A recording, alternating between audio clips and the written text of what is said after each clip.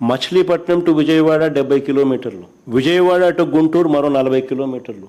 మచిలీపట్నంలో మేము కడతా ఉన్న పోర్టు, మా హయాంలో పోర్టుకు శ్రీకారం చుట్టాం, పనులు మొదలుపెట్టాం, పర్మిషన్లు తెచ్చాం, ల్యాండ్ ఇచ్చాం, ల్యాండ్ కొనుగోలు చేసినాం, ఫైనాన్షియల్ క్లోజర్ కంప్లీట్ చేసినాం, ఎవరితో ప్రమేయం లేకుండా దానికి డబ్బులు వచ్చేట్టుగా ఏర్పాట్లు చేసాం. ఈరోజు చెన్నై అనేది పోర్ట్ సిటీ, బాంబే అనేది ఈరోజు పోర్ట్ సిటీ. ప్లాన్ బి కింద మేము చెప్పినాం, మచిలీపట్నం టు విజయవాడ 70 కిలోమీటర్లు, విజయవాడ టు గుంటూరు మరో 40 కిలోమీటర్లు, మొత్తం ఈ 110 కిలోమీటర్లు నేషనల్ హైవే రోడ్డు ఉంది.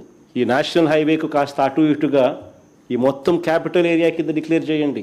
మచిలీపట్నం నుంచి ఎంఏ తీసుకోండి, విజయవాడ నుంచి విఐ తీసుకోండి, గుంటూరు నుంచి జియుఎన్ తీసుకోండి, మావి గన్ అని పేరు పెట్టండి.